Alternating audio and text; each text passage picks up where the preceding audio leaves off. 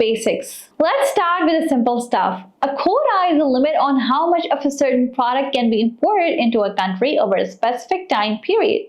Imagine a country saying we'll only allow 1 lakh tons of steel to be imported this year. Once they hit that limit, that's it. No more steel imports until the next year. Different type of quotas. Quotas are of a few different types. Absolute quotas. These are the strict ones. They set a hard limit on the amount of product that can be imported, no ifs and or buts. Tariff rate quotas. These are a bit more flexible. They let a certain amount of a product in at a lower tax rate or even tax-free, but once you go over that limit, the tax gets much higher. There are other variations like global quotas that apply to all countries and bilateral quotas that only apply to specific ones, but the main idea is that the quotas put the brakes on how much stuff can be imported. How quotas affect the economy? So what happens when a country uses quotas? It's not just about protecting domestic businesses. Quotas can have a domino effect on the whole economy, and it can impact you as a consumer, producer, and even the government. Here's an explanation. Higher prices for you. Quotas mean fewer imports, which means less competition. This drives up prices for imported goods. You will notice this at the store when things like electronics or even certain foods get more expensive. More stuff made at home. With less competition from imports, local businesses might start producing more.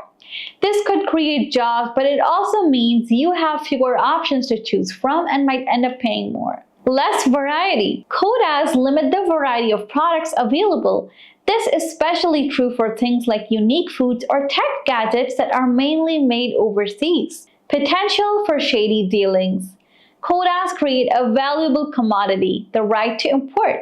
This can lead to corruption and shady business practices where people try to gain the system to get import licenses for their own benefit. The quota controversy. Quotas are a bit like that controversial topic that everyone has an opinion on.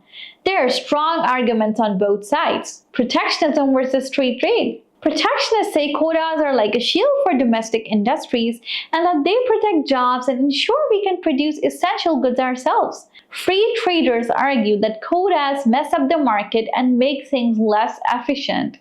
They say open markets and competition are the way to go, leading to lower prices and a healthier economy overall. Winners and losers. Quotas create winners, domestic producers in protected industries, and losers who are consumers who have to pay more and exporters who rely on an open market. Unintended consequences. Quotas can backfire in unexpected ways.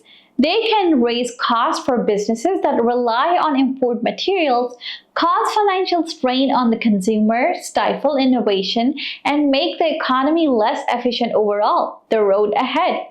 Quotas, like tariffs, are a tool with both pros and cons.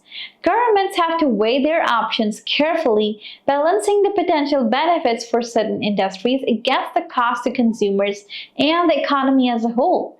As we have seen, protectionist measures can sometimes do more harm than good. The ultimate goal should be to build a global trade system that's fair and benefits everyone involved.